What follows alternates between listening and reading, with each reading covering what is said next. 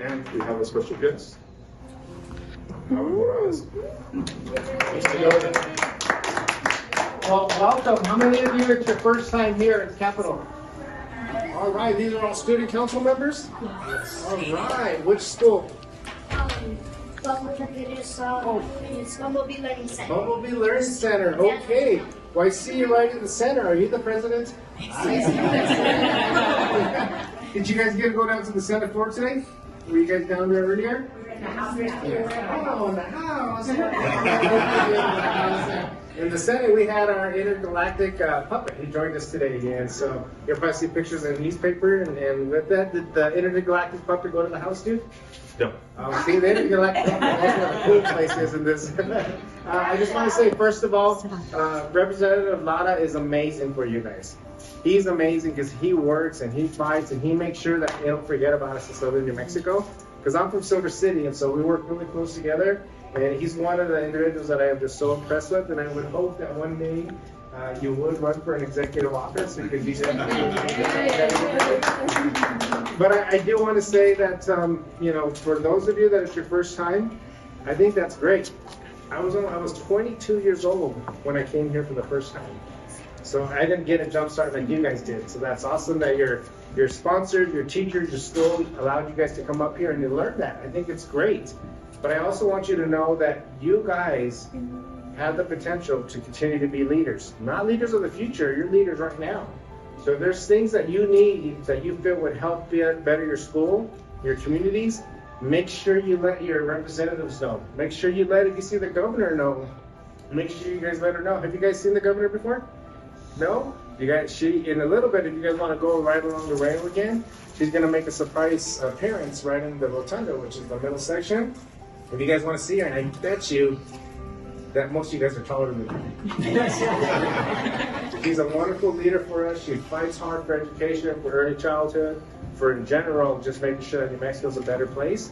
But I just want to say thank you for letting me come in just to welcome me to the Roundhouse, to welcome me here, and hope that you would think and you would know that one day you could be up here serving your people too. Any questions that anybody has? What's your question? I have 3 questions. What's your question? So question number 1, how long have you been in office? Yeah, good question. I've been in office 21 years. Yeah, I wouldn't think that out, but I've been in office. Question 2. Okay. So what position are you? So I'm the lieutenant governor, so I oversee all the senators, and then when we're together in a joint session, I run both senators and the representatives. So I'm kind of like equivalent to the vice president of the United States, kind of like the vice president of New Mexico. Okay, question number 3. How it's like, so what's your plans about what you to do this? I love it. Those are What are your plans in office? Well, one, education has always been really important to me. So I've got to continue to advocate for education because I was a student council sponsor, and I see the leaders that can come out of that.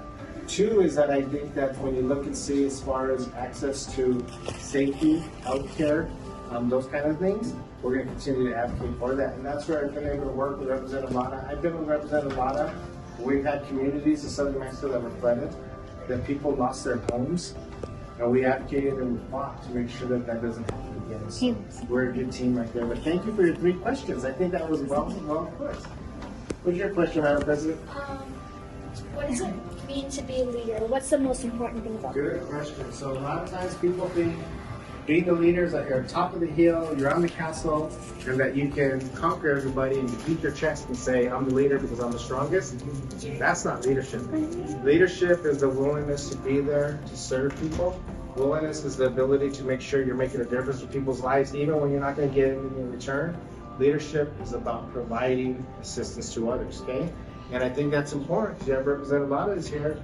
How many of you guys can vote? Can't vote, huh? None of the states can vote. But you know what? Your representative is here. Because he doesn't matter. He doesn't care about that. That doesn't matter. You guys matter. And to me, that's a perfect example of what a leader is. You have a question? I have 2 questions. So when when did you know you wanted to become who you are now? You know, I'm still a parent. I was a baseball coach, a basketball coach, a high school teacher. I still take care of my mom. So I don't think that has changed. That's who I still am. And I think that that's important. But the ability that we're able to have a platform where we have access to taxpayer dollars to make better lives for everybody, I think what really made that change when I was in teaching, they started changing some of the laws to teaching.